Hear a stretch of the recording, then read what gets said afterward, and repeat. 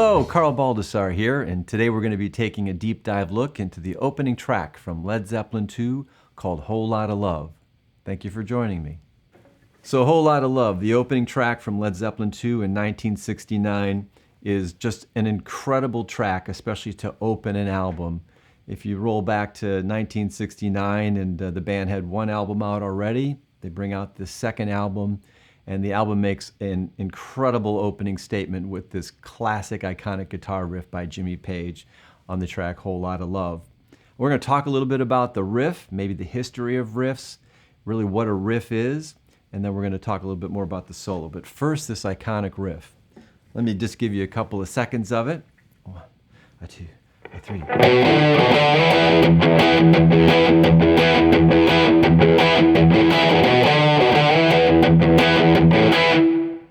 There it is. That great opening statement for Led Zeppelin II. It's just so stunning and powerful.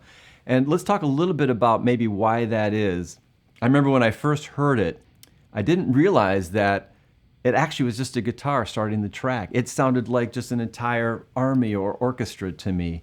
And what makes it so powerful and so great is that it's this really concise riff and the way that he adds some textures to it. But first, let's talk about what a riff is. So a riff has been around for hundreds of years in music, and it's the shortest possible but complete statement that you could make with a thematic piece of music. And in this case, it's very, very short, like most great riffs are. It has simply 3 notes. And those 3 notes really contain all the content and information you need. It's a complete statement. It basically has a subject and a predicate, and it has an ending. There's a period to it. And there's your period right there. So it's a complete statement, and riffs are motives, or as they used to be called in classical music, are generally that concise. But they have powerful sort of contents in them that can then be manipulated and interpreted and repeated, and it holds a lot of information within inside it. And let me just point out one of the great riffs of all time was back in the early 1800s by none other than Beethoven. He had a great riff, one of the greatest of all time, very similar to actually Whole Lotta Love, and it was the 1 and 2 and 1. That simple riff right there really was one of the greatest moments in all of music, but it has very much the same sort of elements of any great riff. It's short and contains all of the information that you need, and it is so potent because it's got the content that's able to be opened up and manipulated and turned around and inside out.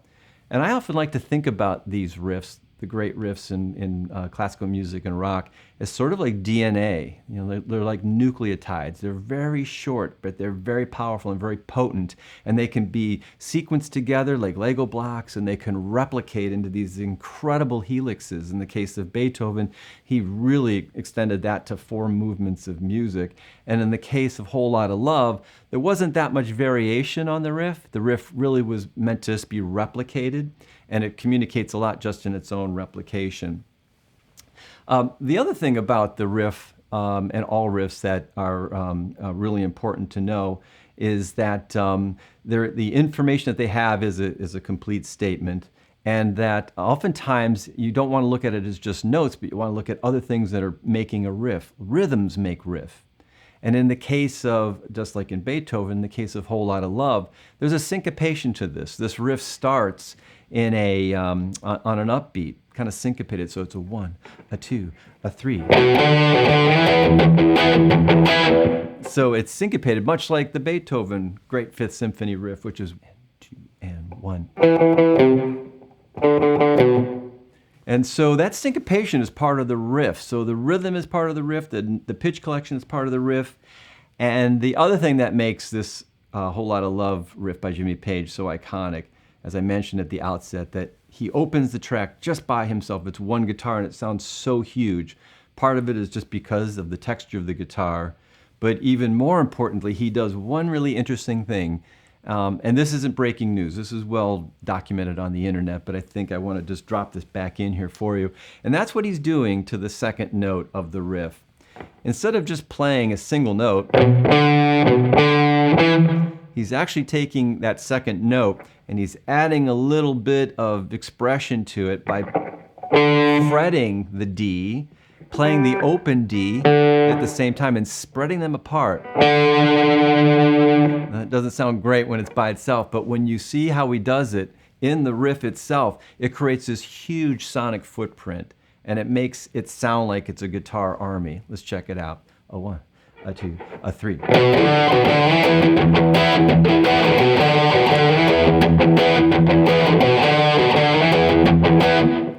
Isn't that incredible? And that's just Jimmy Page doing his sort of an expressionistic sort of brushstroke texturing, putting a lot of paint on the canvas right at that moment.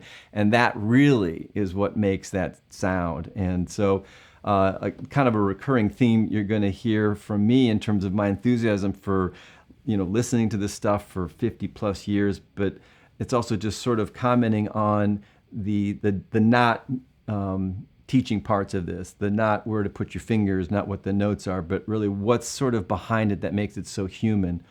So the riffs make it human, but so do the expressions and the techniques of expression. That's where all the feelings are. So that D bend, that has a lot of expression in it, so it's very humanistic.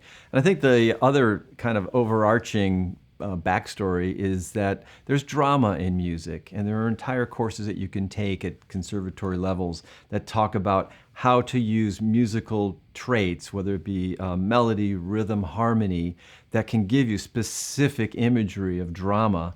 And so if you ever wanted to write a piece of music that was going to be set outside or was going to be inside, or the character who you're going to be describing musically is some sort of leader versus someone who's struggling, et cetera, et cetera. All these things have very precise ways of musical traits to help underscore the drama in the music.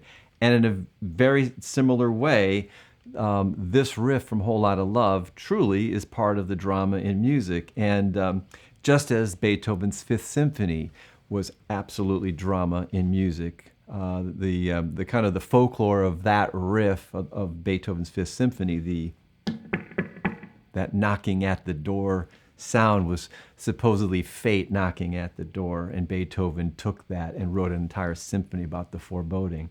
This is not, this is a lot more simple, Whole Lotta Love. It's obviously a youthful, lustful, passionate love story.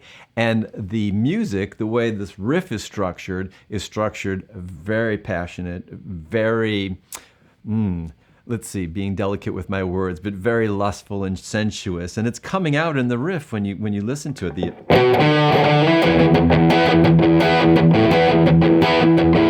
I mean, there's just a driving, thrusting. You know that we're talking about very, very young, very passionate scene, maybe a bit reckless, if you will. And that's all supported by just the techniques and the way that the riff came together. So just wanted to point out that stories are communicated by just the musical nature of things in a riff, for example.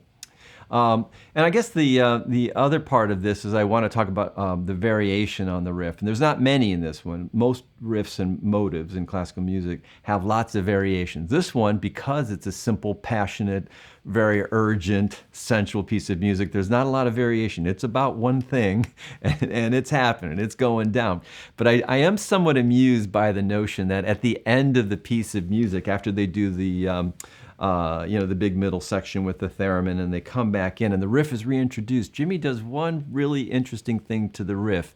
He adds a major third, and it's the first time in the song that there's any declaration of the quality of the tonality. It's very ambiguous in the sense that you've got, it's a 5, a flat 7, and a 1. There's really no thirds in the music, so you don't really know where we're at. But at the end, he adds this G sharp in this way. He goes, he puts in that G sharp in there, and so now we have an E major.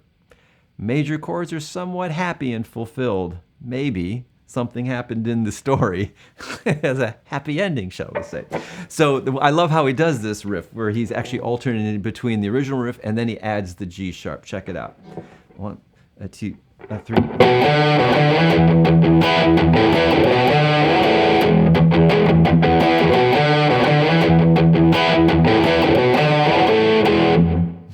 You see, so I just find I find that to be, it amuses me to be thinking about it in that way. And the other thing I'll say too about how he's creating that sound with this, how big and glorious that is. It's happening because he's creating this major third, but he's not doing it in a closed voicing like this. He's doing it like this.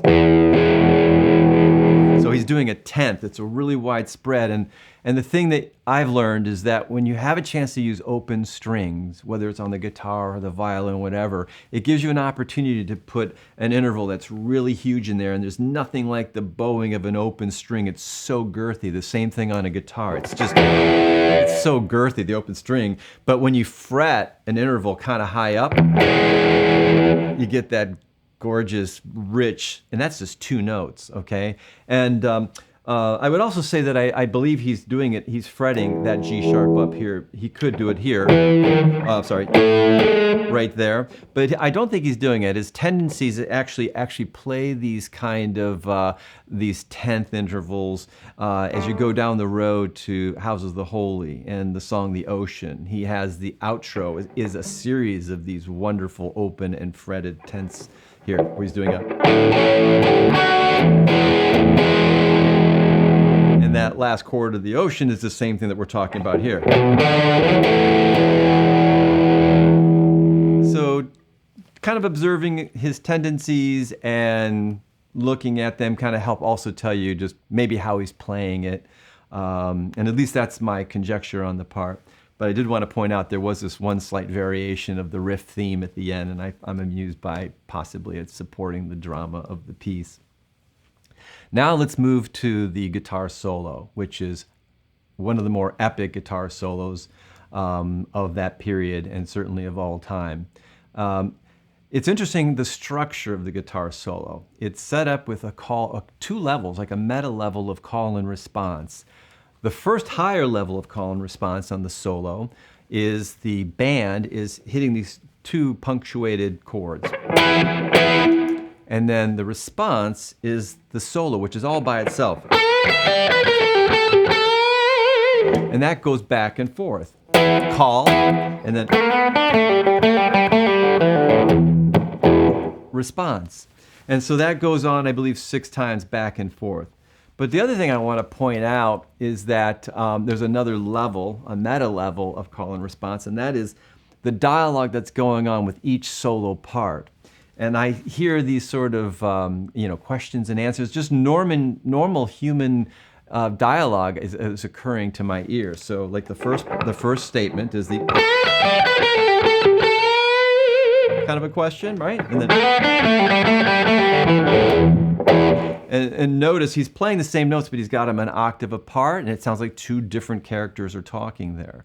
So I like to think about it in that way. It kind of helps me when I'm trying to play it to kind of think about it as maybe a conversation that's going on. And again, I love stressing the fact that music is so human, and to look at it with the aesthetics of how it's human, I think helps you understand it. And if you're a musician and a player, I think thinking about that actually is a very beneficial way to try to understand how to play a part. So the figure continues with the... another great classic emotional pagey bend. Then you get to this epic bend. It's like, oh, hell yes! I mean, it's a little bit of a testimony going on there, followed by kind of a classic Jimmy Page sort of laughing, humorous response. And then my favorite bend of all is this chromatic bend that he's doing at the end. And what's so amazing about that, and also kind of just repeating sort of the Jimmy Page, I think, signature of him, is just his bends are so incredible. And he bends with such great accuracy and he bends with the end in mind, and something I kind of talk about a little bit, which is have the pitch in mind. And you can't play this series of bends without really having in your head and in your ear exactly the little micro subdivisions that he's doing, because he's actually playing this chromatically. And so he's playing this figure. I'm going to fret it, but he's actually doing with bends, but I just want you to hear it.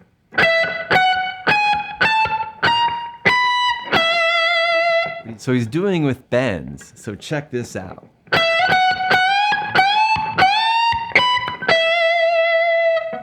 Isn't that incredible? I'm going to play it an octave lower just so you can even hear it better. So.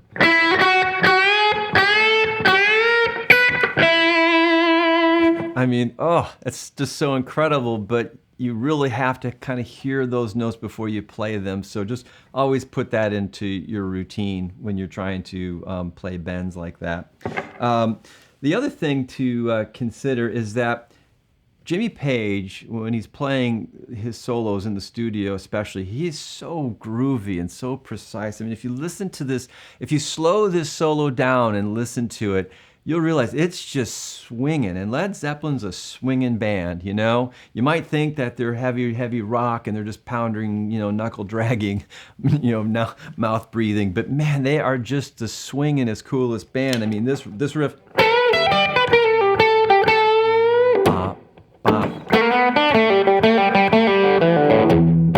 I mean, it's kind of like big band-like. It's just incredible. So just always think about when you're listening to Jimmy Page play, it seems like he's got this swing and the whole band has this swing in it, and so you just have to kind of get your mind around that to really sort of capture those solos. And the other thing I'll mention about this solo is that there's harmonic content behind it that he's not playing, but you should recognize that that's what's going on. So really, it's just a 2-chord cadence. So you have an A7 to E, okay? And so when he's playing this line, it's right? And then the next line, so yada ba ba be bow bow bow yada bow da da da. Now da da da da da da.